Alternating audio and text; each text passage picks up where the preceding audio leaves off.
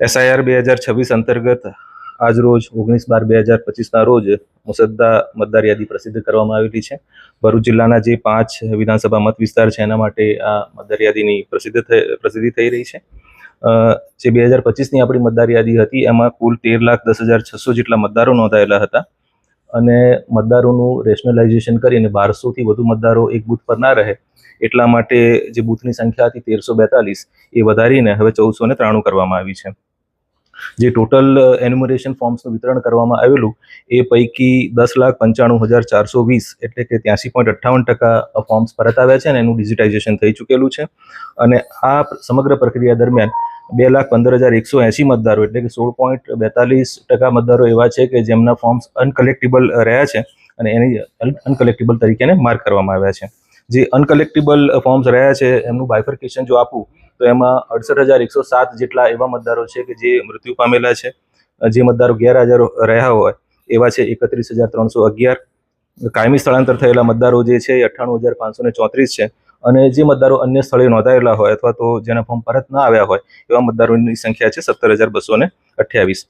હવેનો જે તબક્કો છે એમાં ERO દ્વારા જે લોકોના મુસદ્દામાં નામ આવ્યા હોય અને એનું મેપિંગ ના થયેલું હોય એવા લોકોને નોટિસ આપી અને પુરાવા મેળવી અને એ લોકોને આખરી મતદાર યાદીમાં એમને ઇન્ક્લુડ કરવામાં આવશે.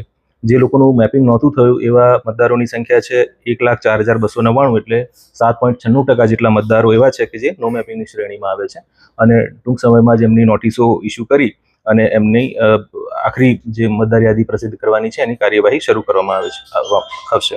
તારીખ 18/1/2026 સુધી હક, દાવાઓ અને વાંધા અરજીઓ રજૂ કરી શકાશે અને ત્યારબાદ સુનાવણીની પ્રક્રિયા 10/2/2026 સુધી પૂર્ણ કરી અને આખરી મતદાર યાદી જે છે એ 17/2/2026ના રોજ પ્રસિદ્ધ કરવામાં આવશે.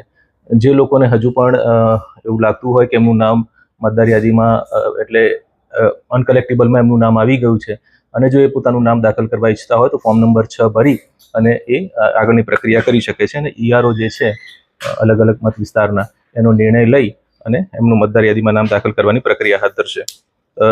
સમગ્ર મતદાર યાદી ખૂબ જ સમાવેશી બને, ચોક્કસ અને પારદર્શક રીતે બને એ માટે વહીવટીતંત્ર દ્વારા ખૂબ પ્રયત્નો કરવામાં આવેલા છે. હવે આખરી તબક્કામાં નાગરિકોનો પૂરતો સહયોગ મળે, મતદારોનો પૂરતો સહયોગ મળે એવી ખાસ અપીલ છે. ધન્યવાદ.